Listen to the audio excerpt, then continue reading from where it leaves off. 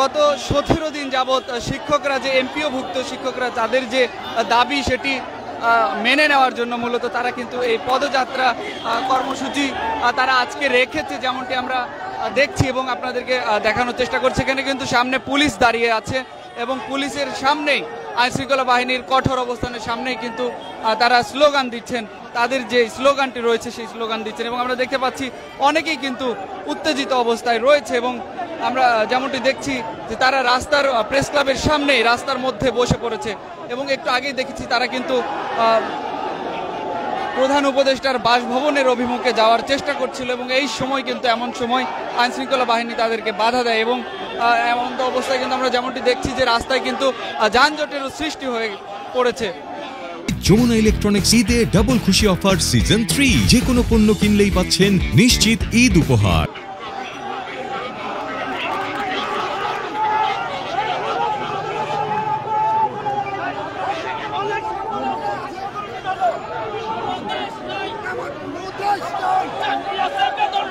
চাকরি আছে, বেতন নাই, এমন কোন উদ্দেশ নয়। বেতন দে, নইলে মুখে বিষ দে। চাকরি বেতন বেতন বেতন ভাতা, বেতন ভাতা। আমরা 27 বছর চাকরি করে আসতেছি, কোনো বেতন পাই না, আমরা বেতনবিহীন চাই। যেমনটি দেখছেন যে একজন কিন্তু অসুস্থ হয়ে পড়েছে, তাকে কিন্তু তাদেরই সহকর্মী যারা রয়েছে তারা কিন্তু নিয়ে যাচ্ছে রিকশায় তোলার জন্য এবং আপনারা যেমনটি দেখছেন যে তাদেরই একজন সহকর্মী অসুস্থ হয়ে পড়েছে, তাকে কিন্তু হাসপাতালে নিয়ে যাচ্ছেন তাদেরই সহকর্মী যারা রয়েছে তাদেরকে আমরা সরাসরি আপনাদেরকে দেখানোর চেষ্টা করছি।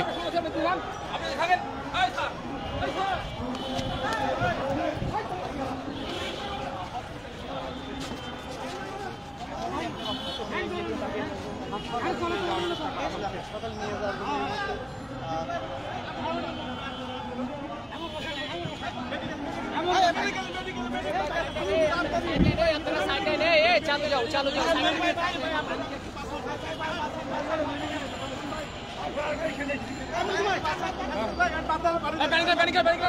কি হয়েছে ওনার, কি হয়েছে? ওই যে 17 দিন হলো এখানে অবস্থান করে নন এমপিও শিক্ষক, এখানে থেকে সে অসুস্থ হয়ে পড়ছে। এখন অসুস্থ, সে হাড়ের তার 2টা রিং পরানো আছে, সে অসুস্থ, সেই শিয়ারগঞ্জ রায়গঞ্জ থেকে আসছে। 17 দিন হলো এখানে থাকে, এইখানে খায়, ঠিক মতো ইফতারি করতে পারে না, শিফট করে ঠিক মতো সে এই যে সেহরি করতে পারে না, খেয়ে ইফতারি করে, না খেয়ে সেহরি খায়, রোজা থাকে। এই আজকে অসুস্থ হয়ে গেছে ভাই, এখন নিয়ে যাওয়া হলো, এখন মেডিকেলে নিয়ে যাওয়া হলো। দর্শক যেমনটি শুনছিলাম এবং আপনাদেরকে জানানোর চেষ্টা করছিলাম যে তাদেরই একজন সহকর্মী এখানে অসুস্থ হয়ে পড়েছে। গত 17 দিন যাবৎ তিনি এখানে অবস্থান করছিলেন এবং তাদের যে দাবি সেটি কিন্তু তারা জানাচ্ছিলেন এবং তিনি আজকে অসুস্থ হয়ে পড়ে এবং তাকে তারাই রিক্সাতে করে মেডিকেলে পাঠায়। দর্শক আবার এখানে আপনাদেরকে দেখানোর চেষ্টা করছি যে যারা এমপিওভুক্ত শিক্ষক রয়েছে তারা কিন্তু পুলিশের অভিমুখে রয়েছে। এই পাশে কিন্তু আমরা দেখতে পাচ্ছি আইনশৃঙ্খলা বাহিনীর কঠোর অবস্থান।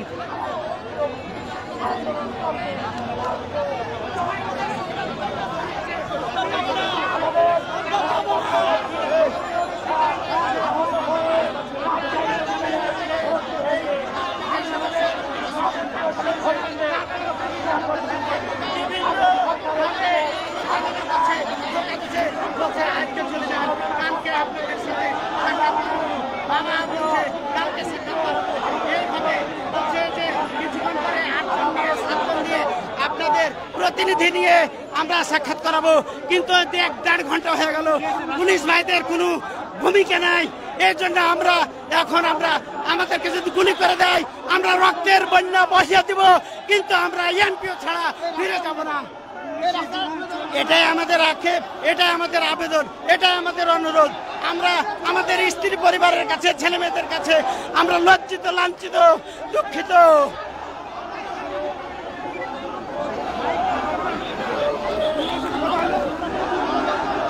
যেমনটি দেখছেন ঠিক জাতীয় প্রেস ক্লাবের সামনে কিন্তু শিক্ষকরা বসে পড়েছে এবং আমরা দেখতে পাচ্ছি যে এখানে তীব্র যানজটের সৃষ্টি হয়েছে। যেমনটি দেখছি কিন্তু একটু পাশে কিন্তু অনেকগুলো গাড়ি দাঁড়িয়ে পড়েছে এবং যানবাহন আমরা দেখতে পাচ্ছি এবং এই পাশে কিন্তু দেখছি যে আইন শৃঙ্খলা বাহিনীর সাথে কিন্তু কথা বলছেন শিক্ষক প্রতিনিধি যারা রয়েছেন এখানে, তারা কিন্তু কথা বলছেন। আমরা সরাসরি আপনাদেরকে দেখানোর চেষ্টা করছি।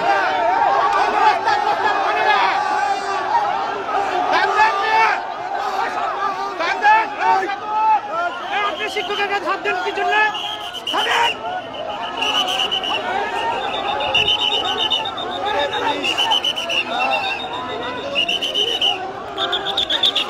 দর্শক যেমনটি দেখছেন যে এখন শিক্ষকদের সাথে কিন্তু আইন শৃঙ্খলা বাহিনীর এক প্রকার ধস্তাধস্তি শুরু হয়ে গেছে এবং আমরা যেমনটি দেখছি পুলিশ কিন্তু অ্যাকশনে যাওয়ার পর্যায়ে রয়েছে। আপনারা যেমনটি দেখছেন, আপনাদেরকে সরাসরি দেখানোর চেষ্টা করছি।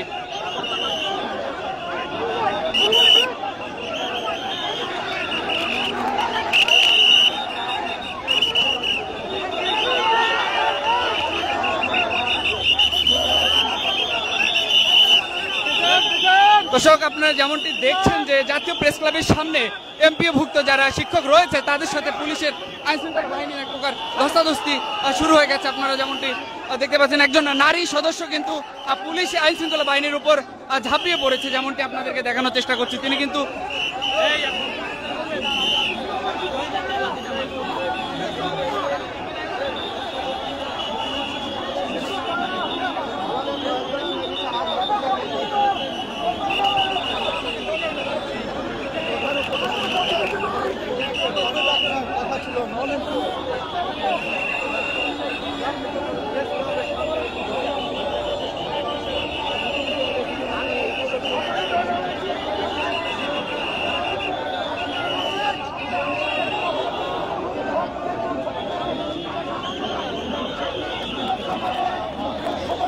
যেমনটি দেখছেন আপনারা যে এমপিওভুক্ত যারা শিক্ষক রয়েছে তারা কিন্তু প্রধান উপদেষ্টার বাসভবনের দিকে তারা যাত্রা করার চেষ্টা করেছিল। এমন সময় কিন্তু আমরা দেখি যে আইন শৃঙ্খলা বাহিনীর সাথে কিছুক্ষণ কথোপকথন চলে, এরপরেই কিন্তু এক প্রকার ধস্তাধস্তি আমরা দেখতে পাই এখানে। যেমনটি আপনাদেরকে আমরা দেখানোর চেষ্টা করেছি, এখন পর্যন্ত কিন্তু যেমনটি দেখছেন যে তাদের সাথে কথোপকথনে রয়েছেন আইন শৃঙ্খলা বাহিনীর সদস্যরা।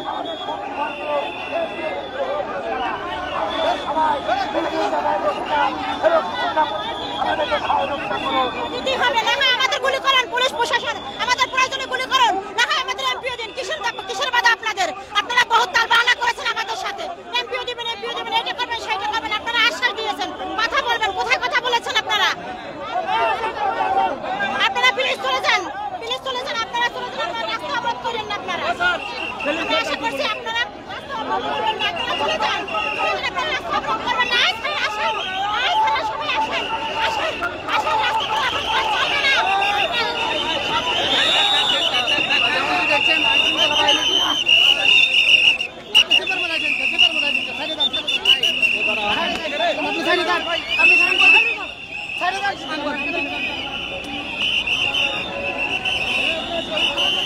দর্শক যেমনটি দেখছেন যে আইন শৃঙ্খলা বাহিনীর তাদের যে অ্যাকশন কিন্তু শুরু হয়ে গেছে, আমরা যেমনটি দেখানোর চেষ্টা করছি।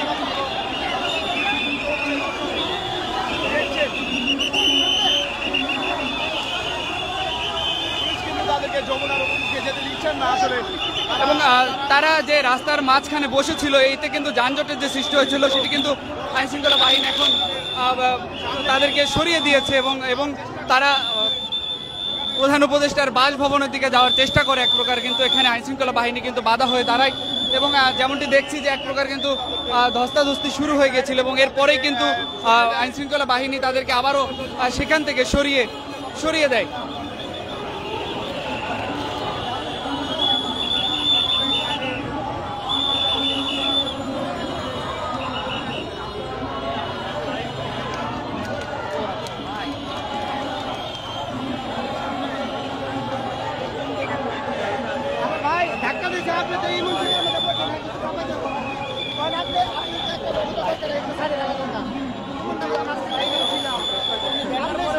মাঝখানে বলেছেন না ভাই, আমি এভাবে আপনার দাঁড়াবেন।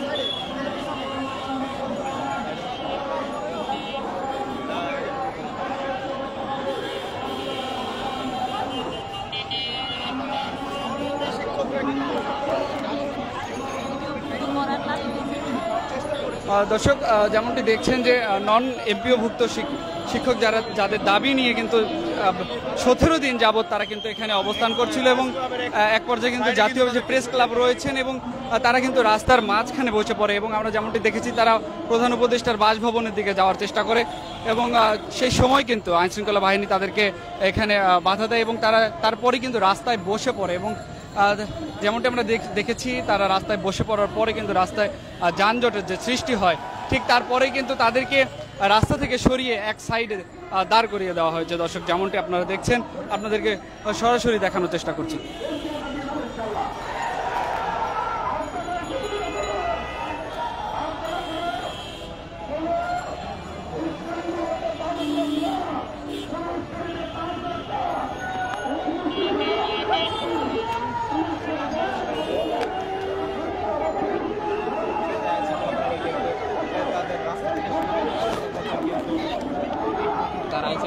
সামনে দাঁড়িয়ে গেছে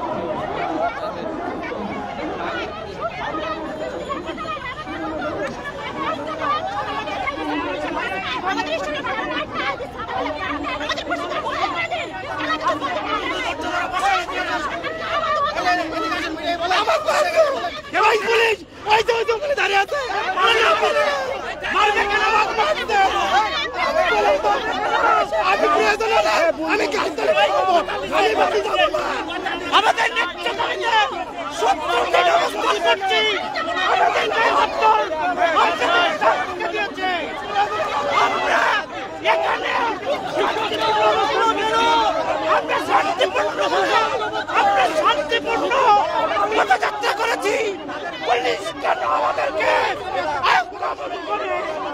আমরা জবাব চাই, আমরা জবাব চাই প্রধান উপদেষ্টার কাছে।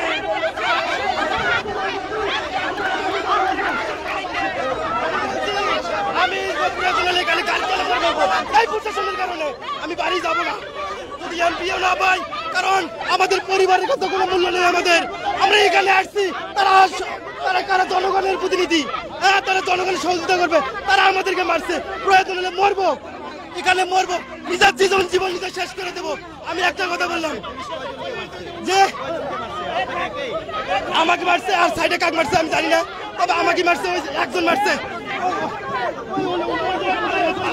ওই স্যার উনি মারছে আমাকে।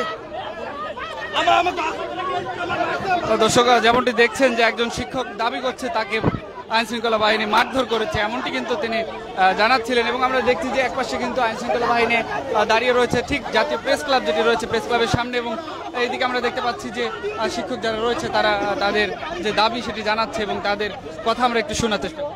উপদেষ্টাকে বলছি যে আমাদের মানবতা দৃষ্টিকোণ থেকে দেখেন, আমাদের কথা শোনেন, আমাদের সাথে মিট করেন। আজকে 17 দিন হয়ে গেছে, আপনারা আমাদের সাথে কোনো কথা বলেন না। আমরা এতই দুর্বল, আমরা শিক্ষা জাতির মেরুদণ্ড, আমরা কোনো অংশ কম। দেখেন আমরা আমাদের সাথে আসেন, কথা বলেন। আমাদের এক দাবি, আমাদের এমপি দিতে হবে। আমাদের শিক্ষিত বাংলাদেশের সকল স্বীকৃতি প্রতিষ্ঠান একযোগে এমপিও ঘোষণা করতে হবে। আমাদের স্বীকৃতি হবে এমপিওর একমাত্র মানদণ্ড। স্বীকৃতিপ্রাপ্ত চলমান সকল প্রতিষ্ঠানকেই আমাদের এমপিও দিতে হবে। যেহেতু সরকার আমাদের পাঠদানের অনুমতি দিয়েছে, আমরা পাঠদান করি, গত বছর শিক্ষার্থী ভর্তি করি, প্রতি বছর পাস করে, এর উপরে কি চায় সরকার? আমরা প্রত্যন্ত অঞ্চলে গ্রামীণ শিক্ষায় অবদান রেখে আসছি, আমরা নারী শিক্ষায় অবদান রেখে আসছি। আমরা যারা ডিগ্রি কলেজ আছে গ্রামে বসে থাকে, গ্রামের একটা মেয়ে গ্রামে বসে থাকে, সে গ্রাজুয়েট হচ্ছে। এই যে শিক্ষার অবদান, এই অবদানকে সরকার সমাজ ভুলে যাচ্ছে। কেন ভুলে যাচ্ছে?